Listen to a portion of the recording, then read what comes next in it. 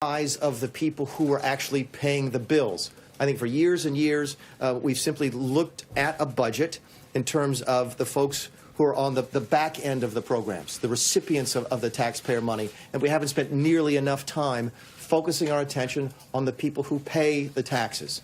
I got a couple questions yesterday. I know I will today about compassion.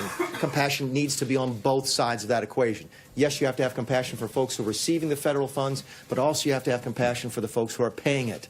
And that is one of the things that is new about this president's budget. What else is new? It's new in that it balances for the first time in at least 10 years.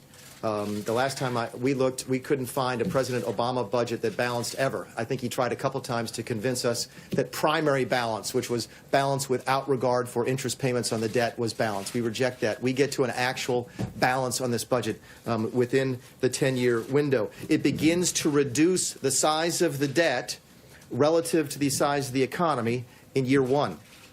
Okay? That's how important it was and is to this president to try and bring some fiscal discipline. Again, if you're looking through the perspective of the people who pay, you'd like to be able to tell them at some point in the foreseeable future you're going to be able to balance. The previous administration completely gave up on that.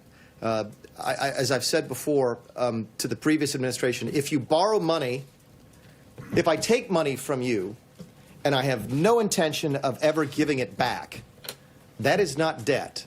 That is theft. And if we're going to borrow money from people, we have to have a plan for how we're going to pay it back. And that's what this budget does, and that's one of the things that is new about this budget. The next word in the title is foundation. What is the foundation that we're trying to build here? And I sum it up this way. Again, I saw an article a couple weeks ago about what is Trumponomics. And the Trumponomics is part of the foundation here. What is it? It's sustained 3% economic growth. Everything that we do in this administration, every single time I am called into the Oval Office, whether it's on immigration policy, health care policy, tax reform policy, trade policy, budgets and spending, the focus is sustained 3% economic growth. We have been attacked stunningly by some folks on the left and even in the mainstream who say that that's an unreasonable assumption. We should stop and think how absurd that is to think that 3% growth in an American economy is to some people an absurd assumption. It used to be normal. 10 years ago, it was normal. In fact, it's been normal for the history of the country. I think the average over the 240-odd years that we've been a country has been over 3%. It's certainly been over 3% since World War II. The 1.9% growth rates that the previous administration assumed towards the end of their administration, and the 1.9% growth rates for the entire 10-year window that the CBO growth rates that the CBO assumes, the Congressional Budget Office assumes, are something we simply reject. That is a pessimistic look at what the potential for this country and for what this country's people is. We reject that pessimism and say, you know what, we probably should have gone in and assumed 3.5% or 4% growth, because that would be aggressive. 3% growth is just getting back to normal. I've said it before, I say it again. If you are 30 years old and you are watching this or you're sitting here, you have never had a job as an adult in a healthy American economy. It's either been a recession or a slow, sluggish economy stumbling along at less than 2% growth. The differences between 2% growth and 3% growth doesn't sound like much. In fact, I cringe when I hear people say it's only a 1% difference. It's not. It's a 50% difference, but that's just math. The difference in that is tangible.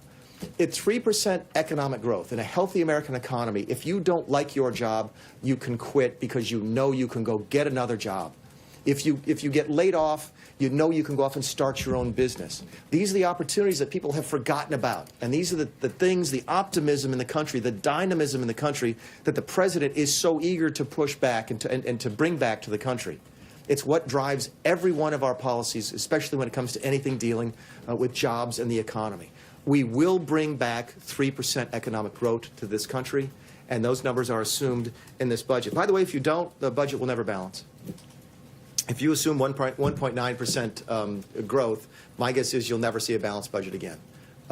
So we refuse to accept that that's the new normal in this country. 3% is the old normal.